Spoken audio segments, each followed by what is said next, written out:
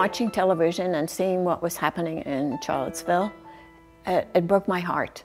It just reminded me of 70-some years ago.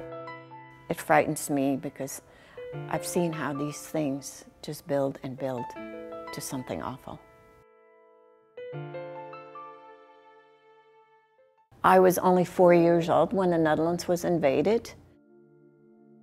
If you were 6 years old and older, you had to wear the yellow star with J-O-O-D, which means Jew in English. I didn't know what it meant, and I was very proud of that. This was a picture that was taken in 1942 when we couldn't go to public school anymore, and these are all Jewish teachers who couldn't work either. And this is many years ago. This was a picture with our little sailor outfits that was taken of my sister and I just before we went into hiding. My sister and I were sent to a farming community. My parents did not know these people. They were not told where they lived, nothing.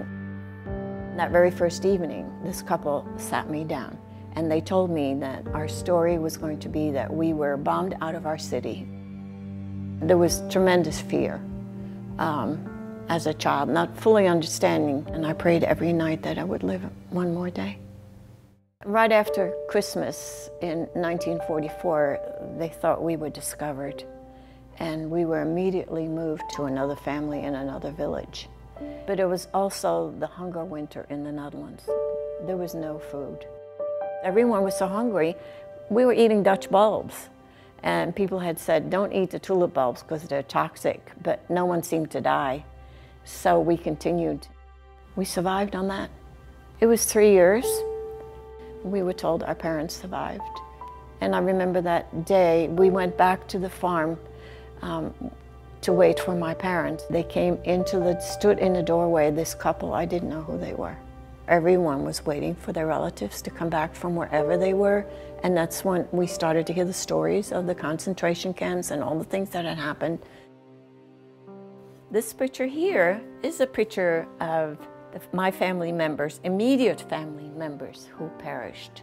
My Dutch grandparents, my German grandparents, these are my mother's parents, my father's sister Miep, her husband, and my 3 little cousins, who were basically, were all the same age as my sister and I.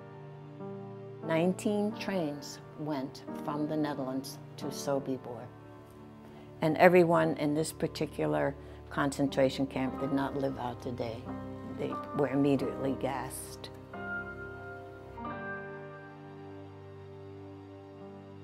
And you can see, here's a whole page, and it tells you who they are and where they died. And as you can see, I just discovered all these people through here are related to my family. Every time I go to Europe, I discover new things. We were at Majdanek, one of the camps, and there's a whole barrack full of shoes. And I assumed shoes that belonged to people who were in that camp. And 2 years ago, one of the guides said these were shoes from other camps, including Sobibor. And that's where my family was murdered.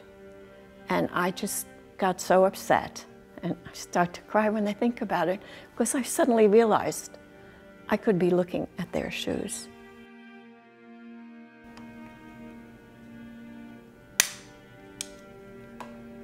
The butterfly.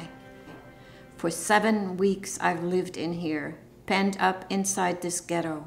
Only I never saw another butterfly.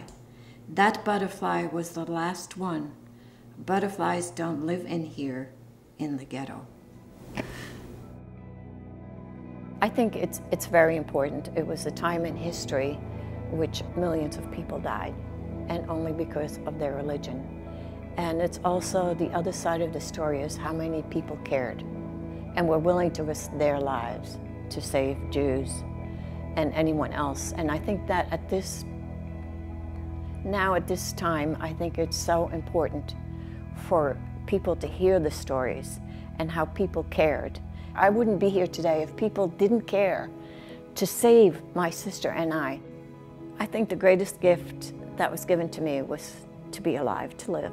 I have 9 grandchildren, so the Nazis did not succeed. Our family continues to grow and blossom.